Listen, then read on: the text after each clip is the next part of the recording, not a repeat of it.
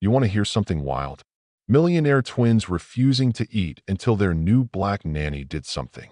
And then their widowed dad went ahead and married her. Yeah, that happened.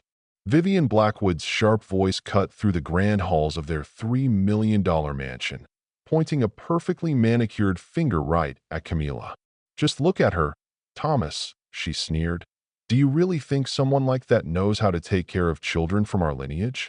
Camila stood quietly by the kitchen's entrance, clutching her purse with a quiet dignity. At 28, she was a pediatric nurse, top of her class at Atlanta University, with years of experience, but she'd never faced prejudice this blatant. Thomas, the widower and father of 5-year-old twins Lily and James, shifted uncomfortably between his overbearing mother-in-law and the new nanny he'd hired just days ago. The twins hadn't eaten properly in months since their mother's death, losing weight alarmingly. 3 nannies before, all white and suitable in Vivian's eyes, had failed. "Mother, please," Thomas begged, but Vivian wasn't done. "Don't give me that," she snapped. "You hired this young woman without consulting me. These people have strange methods, exotic foods that could harm the children. What if she brings diseases?" Camila cut in gently, calm like a steady breeze against Vivian's storm. "What if I can really help your grandchildren? Because so far, from what I see, they're wasting away under the care you value so much." The silence that followed was sharper than any rebuke. Camila had grown up as the only child of a hard-working single mom in Atlanta's suburbs. She'd worked since she was 14 to pay for school and specialized in childhood trauma after losing her father at 6. She knew exactly how to spot a child in mourning and exactly how to help them. "Can I at least try?" she asked Thomas, eyes steady. 3 days. If in 3 days they won't eat a full meal, I'll leave quietly." Vivian snorted in disbelief, but Thomas nodded, extending his hand. "Fine, on one condition. My mother-in-law supervises everything." Camila squeezed his hand, feeling the roughness of his bitten nails, a sign of his stress she recognized all too well. "Perfect," she said softly.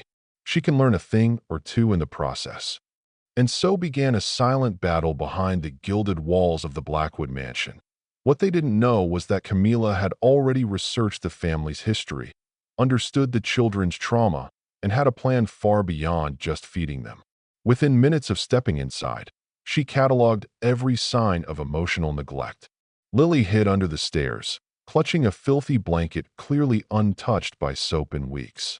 James stayed locked in his room, violently knocking down block towers he built. Classic signs of trauma from abandonment, Vivian's voice rang out dramatically as Camila knelt by Lily. "She's dirtying my $15,000 Persian rug. Thomas, do you see this?" But Thomas watched as Camila softly spoke to Lily, who for the first time in months stopped crying. "She's connecting," Thomas muttered, and even Vivian, with a snort, tried to belittle it. "These people are good for cleaning, gardening, not raising children of our social standing." Lily whispered in Camila's ear, "Grandma doesn't like you." Camila smiled faintly. She didn't like the last nanny cause she was too young, the one before because she was too short, and now because I'm black.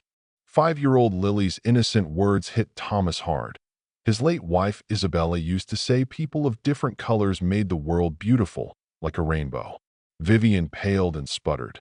"Thomas, you can't let her put those ideas in the kids' heads." "Thinking what?" Thomas cut her off for the first time in months. "That different people deserve respect." As the argument grew heated, Camila took the chance to check on James, who had come downstairs. Malnourished, with deep circles and trembling hands, signs of reactive depression and PTSD, things she'd seen countless times at Atlanta Children's Hospital. "James," she whispered, "when was the last time you slept through the night?" He looked surprised. "I don't remember. Sometimes I have nightmares that Mom is lost and hungry." Camila nodded knowingly. "What if I told you a secret? I lost my daddy when I was your age. But you know what I learned? Moms and dads are never really gone. They're in our hearts." James looked at her, eyes wide, as if she'd touched something deep. Meanwhile, Vivian raged louder, accusing Camila of brainwashing. "These people have their own methods," she snarled.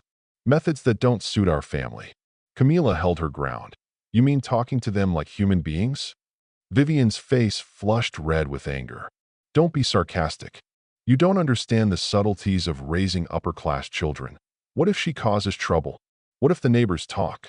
But Camila stood, wiped her hands, and calmly approached Vivian.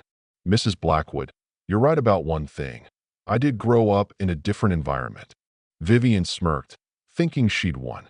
Camila continued, voice steady and sharp.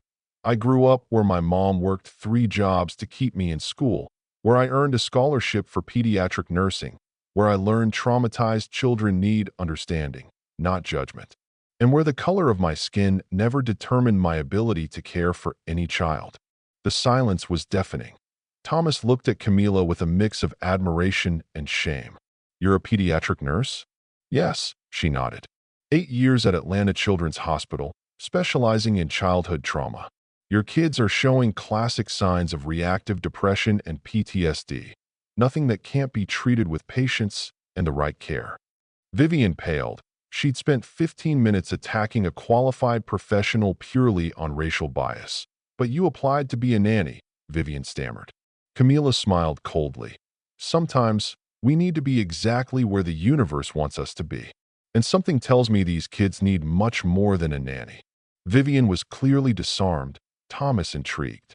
What they didn't realize was Camila's connection to the Blackwood family ran deeper than anyone suspected, and that this was only the beginning.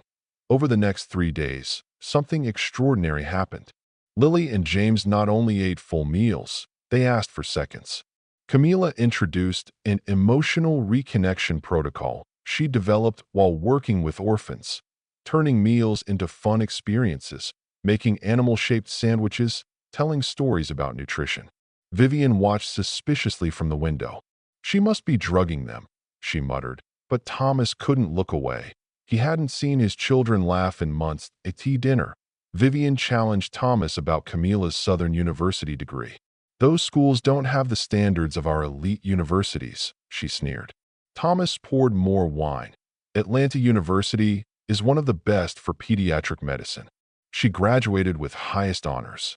Vivian huffed about neighbors talking, gossip spreading in their circle, but Camila interrupted with professionalism. She prepared detailed reports on the children's progress. Weight charts, behavior logs, photographs, all meticulously documented. Thomas, impressed, asked, "Where'd you learn to write like this?" "Hospital protocol," Camila replied, eyes sharp. "We document progress with childhood trauma carefully. But there's more. James told me about a song their mom used to sing. Twinkle, twinkle, little star, but a different version. He called it the Black Mommy song." The room fell silent. Thomas paled. Vivian froze like stone. "I don't understand," Thomas stammered. Camila's voice softened. "Children remember things adults would rather forget. James also said his mom had a special friend who sang to them when she was very sick." Then her phone buzzed, an urgent message. She excused herself and stepped into the garden, away from prying ears. "Dr. Peterson?" she whispered into the phone. "Yes, I have access to the medical records." "No, they don't suspect anything. The children confirmed everything. We were right. Isabella didn't die in a car accident. She died from lymphoma complications she hid for months. Grace Williams, the private nurse, disappeared 3 days before Isabella's death." Back inside, Thomas asked Vivian quietly, "Do you remember the nurse Isabella hired in her last months? The one we thought was just helping because she was tired?" Vivian turned pale. "Why now?" Thomas watched Camila return, her expression controlled but with a new fire. Vivian shifted uncomfortably. "Sorry for the interruption," Camila said, putting away her phone.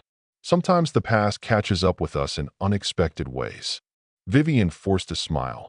"Well, I think we've discussed enough." But Thomas couldn't stop watching Camila, sensing that this was bigger than anyone knew. A week later, Camila arrived at breakfast carrying a briefcase and tablet, her movements confident, as if the long game was coming to a head. Vivian noticed immediately. "What's that?" "Quitting."